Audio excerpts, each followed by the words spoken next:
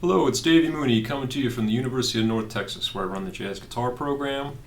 Benedetto artist, Sunnyside Records artist. Got my Sunnyside CDs up here. There's 4 that are out now, and a new one is on the way. Going to be mixed and mastered very soon. Got 2 Mel Bay books, Personalizing Jazz Vocabulary, and the brand new Into the Labyrinth, An Anatomy of Position Playing for Jazz Guitar. And I just got back from the Rocky Mountain Archtop Guitar Festival. Kudos to Peter Henriksen, and gosh, so many people, for Peter for organizing it, putting it all together, everybody at Benedetto. Probably by the time you watch this video, it'll be a few weeks or a month after the festival, but it was a great time. Got to reconnect with some old friends. Shout out to Teddy Ludwig. Got to play with Howard Alden. What else? Did a clinic, did a solo gig, solo concert. Too much happened to really go into, but it was an amazing time. And looking forward to next year. But that's not what I want to talk about today. I want to talk about Infant Eyes, Wayne Shorter ballad. You know, one of his deepest ballads. You know, with Wayne Shorter's music, there's so much depth. There's so many tunes. I think this one stands out, even in his amazing repertoire of compositions. He recorded it on Speak No Evil. This is one of several tunes I've done videos on from Speak No Evil. I recently did Dance Cadaverous. Yeah, this one, man. So Ron Carter, Elvin Jones is playing brushes, I think, most of the time.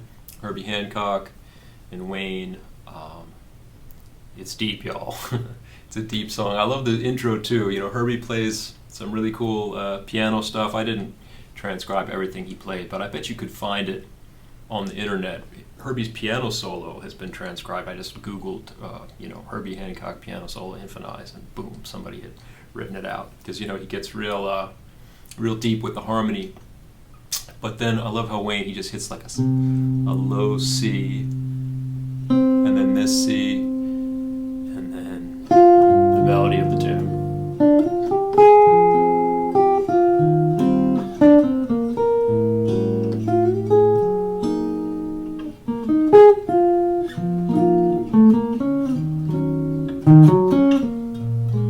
Anyway, so, you know, I looked at this chart of the song. You know, I'm not anti-chart.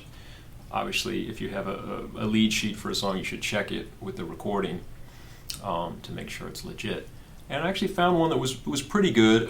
I found an instrument that had the key signature of E flat or C minor. And I'm not sure if this tune is in E flat or B flat, honestly. It's kind of like that in-between place. So it's funny, the track that I played with, at the very end, it like resolves to an E flat chord, and I don't know what to think about that. Then again, there's another really great recording of this from Joshua Redman on the album Walking Shadows. I just discovered this recently, and man, this album is beautiful. It's got strings, it's got Blade and Larry Grenadier and Brad Meldau and Joshua Redman. He plays soprano on this song. It's a little bit faster tempo. It's still a ballad, but more of a walking ballad. And at one point, I think it's the last A section, they put everything over E flat, maybe suggesting that the song is in E flat. It's really interesting. It gives it almost like a Naima kind of vibe. Maybe I'll do a video on Naima at some point. But anyway, let's go through the harmony. Starts off with a G minor, then to F minor, then E flat major. And so you're like, okay.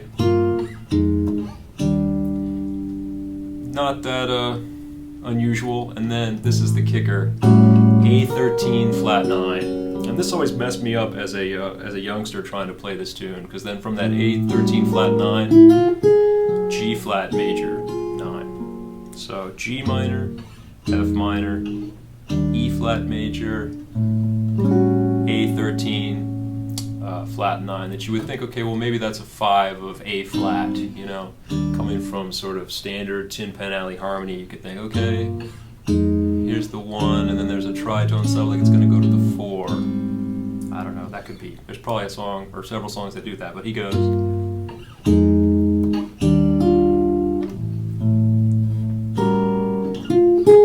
G flat, then to F sus, and there's a lot of sus chords in this song, and I think that's part of the magic of this tune and the depth of it.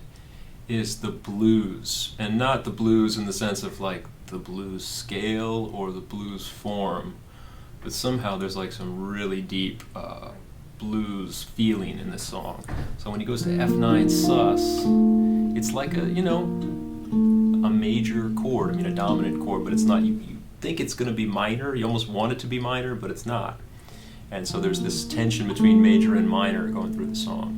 So G minor, F minor, E flat major, A13 flat 9, G flat major, F7 sus, E flat minor, and then B flat 7 sus. So it almost feels like it's resolving to that B flat, but it's a B flat sus chord with, you know, dominant 7. But of course, in, you know, in blues harmony, the dominant chord can be the 1 chord, or it's, you know, the flat 7 is one option on a 1 chord in a blues, right? Some blues tunes, you know, the 1 chord is like a 6. But so the A, that's the A section, and then it goes to B flat dominant, like B flat altered to go into the B. And this tune is interesting because it's like A, B, A, and they're 3 9-bar phrases, which also gives it like a folky quality. Because I find like a lot of folk songs, if you go back, I mean, in different contexts, I think sometimes you'll hear 5-bar phrases and 9-bar phrases, and it's like that extra phrase is where the singer or the person telling the story kind of takes a breath or gets ready to tell you the next phrase.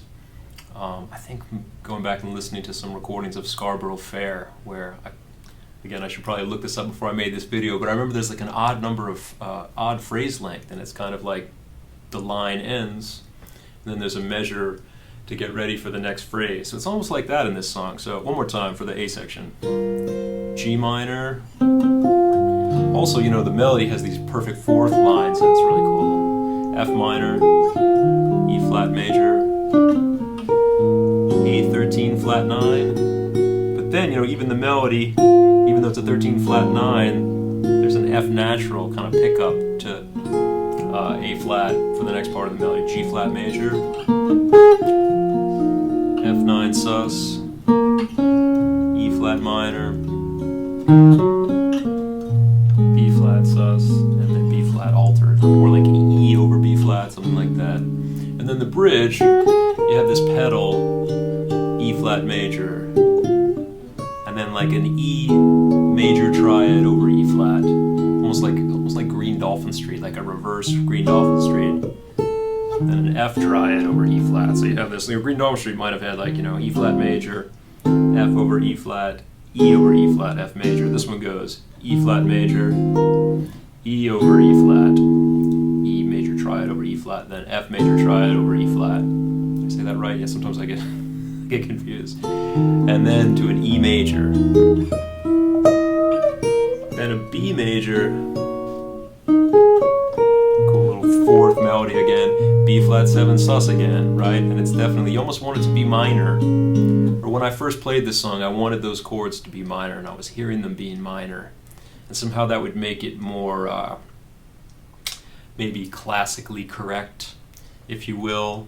But it's not. It's B flat dominant, sus chord. Then A flat minor. Then a little echo there up on the A. A flat minor resolving to E flat. You almost want it to be E flat minor, but it's E flat dominant, or E flat sus. Somewhere in between. But definitely when people are blowing on it. Well, I say that, and then the Josh Redman record, I remember like, at that point of the song where it's E flat sus, he kind of plays some different stuff in there. I think he kind of makes it minor and then makes it major, and he does some different things. But it's E flat sus on the original recording, and then you have that extra bar, that 9th bar, they give you a D7 to get back to G minor. So a nice little 5-1. So one more time in that bridge: E flat major, E triad over E flat, F triad over E flat, E major. E major, B major, jump the gun on that melody, B flat 7 sus, A flat minor, E flat 7 sus, D7, and then the last A, pretty much the same, G minor, F minor,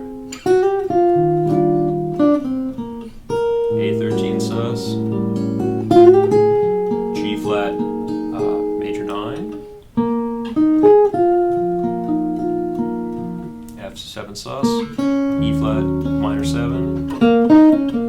I love that. The melody's a little different at the end because the first time it's, but the last time he wants to remind you like there's some blues sentiment at the very least, and then that B flat 9 hangs for an extra bar so that it's 9 bars again. B flat dominant sus. So yeah, a lot going on there. And like I said, as a child, I was a child. I remember like trying to play this tune in high school at Noka, probably because we did a lot of Speak No Evil tunes with Clyde Kerr, and just honestly just flipping through the real book. I think this one was in the original real book. I can't remember, maybe not. Anyway, but I could get with this made a lot of sense to me. G minor. Okay, I got that. F minor. And there's no 5-1 to E flat, but I can get to E flat, right? And that's all kind of, I guess you could see why they said it's in the E flat key, because that's like 3, 2, 1 in E flat. Although I don't know. I almost feel like this tune is sort of modal in a sense. It's one of those tunes. Some of my favorite tunes are like that, where like Wayne Shorter's music, that it's tonal for a while and then it's modal and then it's deceptive a lot of the time. He likes to trick you with the dominant. You're like, okay, 5, 1, nope, psych, it goes somewhere you can't even predict. So and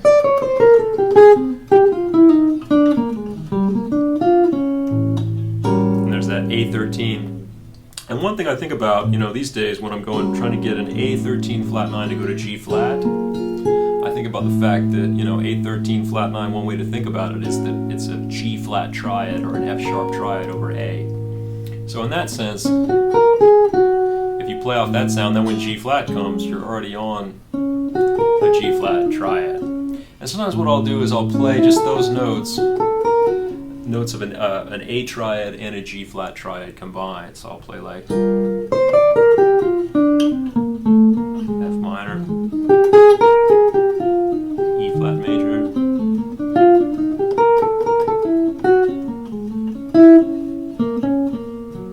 and then maybe use the G flat part of that, triad pair to get me to G flat, and then bring in that F natural.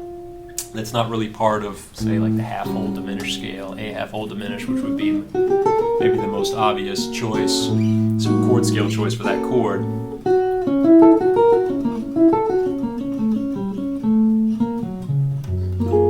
Then I'm already on G flat when it comes, and I can make that resolve. And then, the F9 sus. On a lot of these sus chords, when I'm playing on this tune, I like to do these sort of intervallic groups of notes, like maybe F, B flat, C in different octaves, and maybe bring in the major third against that.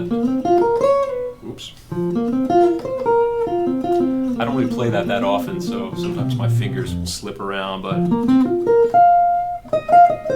and then make it bluesy. It's real particular sounds that I go for on this song, and it took me a long time to select from all the possibilities the sounds that I really think are correct for what I'm trying to say on this song. And I guess in a larger sense, that's what I try to do with all these, with every song I play, but particularly these really complicated modern jazz tunes. Now when I play them, like the possibilities are, I know what they all are, but I've honed in on specific things that I want to say.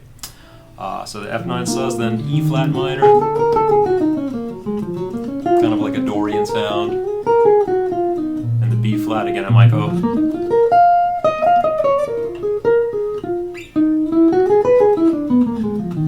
that intervallic thing where maybe I'll play B flat, E flat, F in different octaves, or some combination of intervallic-y sounding thing like that, and then bring it to a B flat 7 alter, because that's the last chord of the A section. And B flat super Locrian, or some triad thing with B flat and E. Come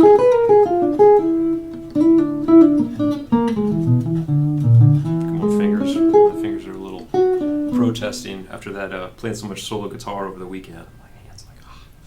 So that takes you to the bridge, where you have this kind of reverse Green Dolphin Street, or I don't know, maybe Naima sounding kind of thing. Everything over an E flat pedal. So you can kind of chord scale this out if you want. E flat major or E flat Lydian. You can even make it the first chord. often I'll play, not really playing a 7-note scale, I'm kind of playing like a G minor pentatonic. Maybe I'll put an E flat in there too. I often end up with these 6-note combinations. And I've said this before, I'm not sure if it's a major scale with a note subtracted or a pentatonic scale with a note added, but... And then this, you know, E triad over E flat, I'm definitely thinking like a E flat minor pentatonic. I guess if you had to come up with a chord scale for it, you know, what is it? I guess it's E Lydian. Of course, E flat's in the bass, so it's the... So they're going to get confused. I guess that's E flat Phrygian, right? At a certain point, my fingers just know where to go, and then my brain gets a little foggy when I have to give it the name that it's supposed to get. And then F triad over E flat, I know that one. That's E flat Lydian. But again, I might just play off of. That might be a good place for a little, since we're doing some triad pairs on this one, like an E flat and F triad. But I have to be careful with that, because sometimes to me, like if I play too many triad pairs, it starts to sound like the sax part in The Heat Is On. I don't know why that always jumps in my head, but Bob Seger. Beverly Hills Cop or Miami Vice or something. Anyway, I digress. So E flat major, E flat Phrygian, or like a D sharp minor, E flat minor pentatonic with some notes added if you want. E flat Lydian, and then up to an actual E major 7. Although on that Josh Redman record, I think they keep E flat in the bass through here on the solo in some parts. So kind of creates a little more tension. But when that E major comes, when the E's in the bass, again, that's kind of E Lydian, because then it goes to B major. It's definitely like B major as a 1 chord. If you had to give it a name, you could say B Ionian. But again, I'm basing a lot of this on a E flat minor pentatonic or D sharp minor pentatonic. Then we got B flat sus again. Make it bluesy, you know. A flat minor. I think this is actually a transposition from the A section where you have F9 sus, E flat minor, B flat 7 sus. Here you have B flat sus, A flat minor, E flat. So it's the same thing, up a 4th, down a 5th. So you got E flat minor, and then you resolve back to E flat 9.